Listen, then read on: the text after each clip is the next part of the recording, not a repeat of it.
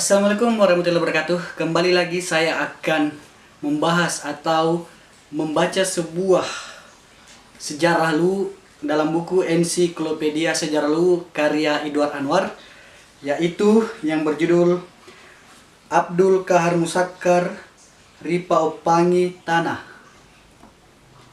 Setelah peristiwa pemecatan dan pengusiran anggota-anggota Hadat Luwu, maka bergembiralah para kaki tangan Jepang, baik yang berpangkat rendah maupun yang berpangkat tinggi.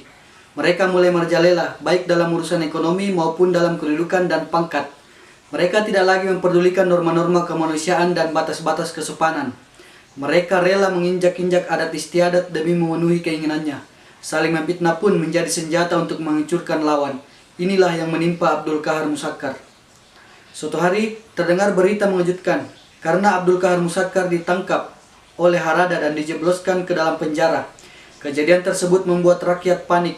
Penangkapan yang berlatar balas dendam tersebut rupanya telah diatur sebelumnya untuk mencelakakan Kahar.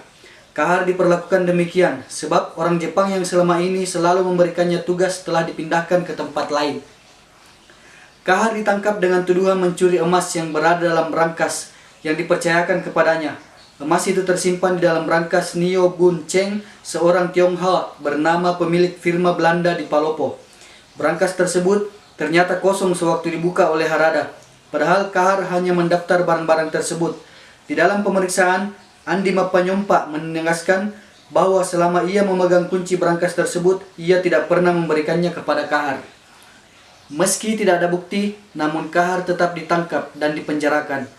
Siang malam Kahar disiksa dengan pukulan dan desak agar mengaku telah mengambil emas tersebut. Dan ia dijanji apabila mengaku maka hukumannya akan diringankan.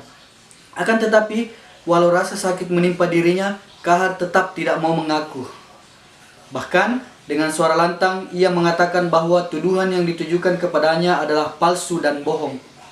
Keteguhan hati Kahar akan kebenaran ini juga dikemukakan oleh Wajong, seorang sipir penjara Palopo. Ia mengatakan pada wartawan harian pewarta Celebes yang berkunjung ke kantornya mencari berita-berita di penjara bahwa Kahar adalah seorang lelaki jantan dan penuh pendirian.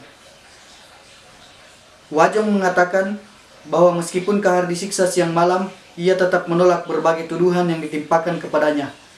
Berita tentang penangkapan Kahar telah diketahui pula oleh orang di Makassar. Karena itu, orang-orang Jepang yang pernah kerjasama dengan Ogata yang memberi tugas kepada Kahar merasa tersinggung, terlebih mengetahui bahwa terjadi penyiksaan terhadap Kahar.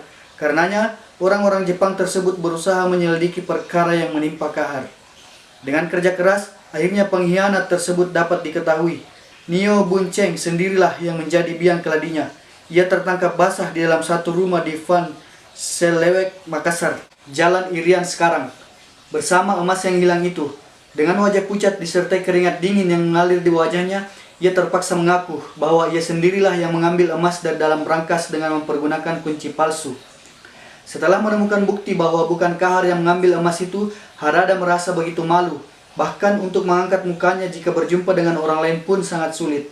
Pamornya telah hilang, sebab penangkapan terhadap Kahar yang ia bangga-banggakan ternyata hanya fitnah dan telah diatur sebelumnya. Karena tak bersalah, Kahar pun dibebaskan dari penjara oleh Harada atas perintah dari Makassar. Meski demikian, Harada tidak menyerah begitu saja.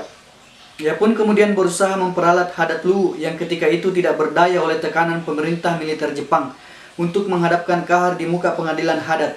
Atas keputusan Hadat, Kahar pun dijatuhi hukuman Ripaupangi Tanah yang artinya diasingkan dari bumi Luwu untuk seumur hidupnya. Akibat hukuman adat tersebut, akhirnya Kahar bersama keluarganya terpaksa meninggalkan Palopo dan pindah ke Makassar.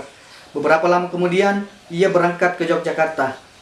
Adapun susunan Hadat yang memecat Kahar merupakan susunan Hadat yang dibentuk oleh Jepang atas hasutan kaki tangannya, setelah sebelumnya Ken Kanrikan memecat anggota Hadat yang dibentuk oleh Andi Jemma.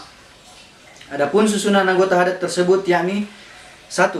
Andi Basolanrang sebagai Opu Patundru, 2. Andi Jelling sebagai Opu Pabicara, 3. Andi Kaso sebagai Opu Tomari Laleng, dan 4.